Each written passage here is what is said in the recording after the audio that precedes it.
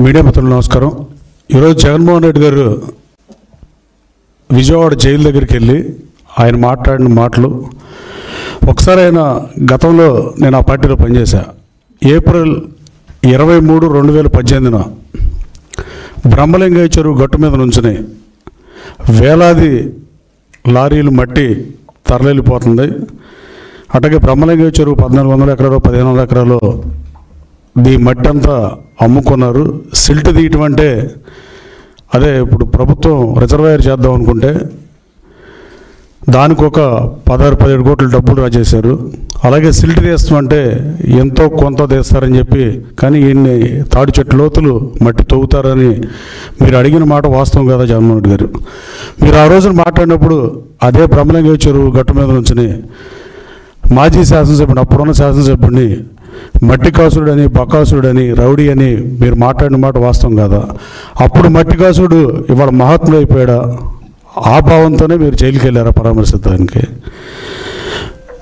Fake పట్టాల కేసుని YSR Congress party అధికారంలోకి రాగానే ఆ రోజున బాపులపాడు ఎంఆర్ఓ ఉన్న నరసింహారావు అని నరసింహారావు అని కేసు పెడితే తర్వాత అతను వైసీపీలోకి రాగానే ఆ ఫేక్ పట్టాల కేసు ఛార్జ్షీట్లో పేరు తొలగించింది వాస్తవం కాదా?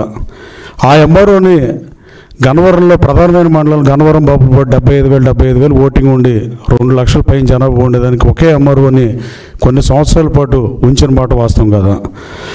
బూతులు తిట్టేవాళ్ళకి మంత్రి పదవులు ఇచ్చి, బూతులు తిట్టేవాళ్ళని ప్రోత్సహించి, తెలుగు భాష మీద దాడి చేసి ప్రజల తిరస్కారానికి గురై 11 సీట్లు పరిమితమైంది వాస్తవం కాదా?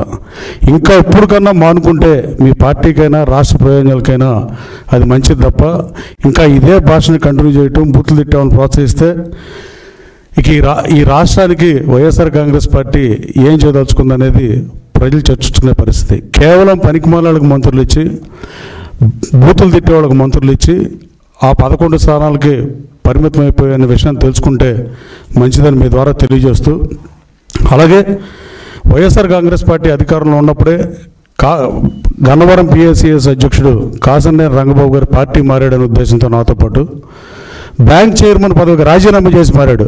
రాజకీయ విలువలకి తిరోధకాలు లేకుండా మీరు అతను రాజీనామా చేయకుండా తీసుకున్న కాసన్నేని రంగబాబు బ్యాంక్ ప్రెసిడెంట్ పదవికి రాజీనామా, ఆ రోజు చేరిన వాళ్ళందరూ రాజీనామా చేసి చేరారు.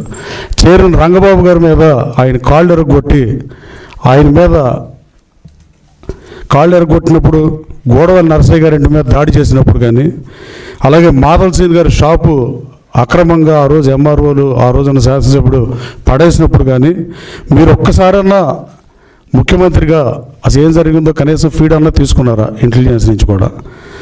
ఇన్ని చేసినప్పుడు మారకుండా మళ్ళీ పైపెచ్చు మీరు ఎందాక మాట్లాడినట్లు కొడాలి నాని కానీ, గన్నవరం మాజీ శాసనసభ్యుడు కానీ, ఇంకొక ఆయన కానీ, వీళ్ళందరూ చంద్రబాబు గారి దగ్గర బీఫార్మ్ తీసుకుని పోటీ చేశారనే విషయం మీరు మర్చిపోయినట్టున్నారు. ఒకళ్ళు 3 సార్లు, ఒకళ్ళు 2 సార్లు, ఒకళ్ళు 1 సారి అనుకుంటా. వాళ్ళని చూసి చంద్రబాబు గారు భయపడే పరిస్థితి ఏముంటుంది? మనం స్టేట్మెంట్ ఇచ్చేటప్పుడు రాజకీయాల్లో మేనమేషాలు లెక్క పెట్టకుండా మంచి చెడు చూసుకుని మాట్లాడితే ప్రయోజనం ఉంటుంది తప్ప నోటికి ఎంత వస్తే అంత మాట్లాడితే రాష్ట్ర ప్రజలు గమనిస్తున్నారు.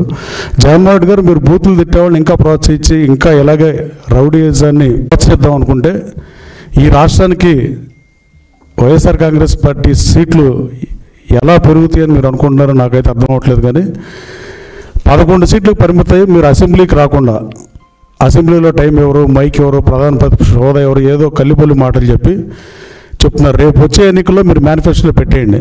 అయితే 89 సీట్లు ఇచ్చి అధికారంలోకి వస్తే నేను శాసనసభకు వస్తా, లేదు 10% ఆఫ్ సీట్స్ రావాలి కాబట్టి 175 అయితే 175, పెరిగిన సీట్లు 18 సీట్లు వస్తేనే నేను అసెంబ్లీకి వస్తానని మీరు మేనిఫెస్టో పెట్టి పోటీ చేయమని కోరుతూ, ఇలాంటి వాళ్ళని ప్రోత్సహించి మీరే మట్టి కాసుడు, బకాసురుడు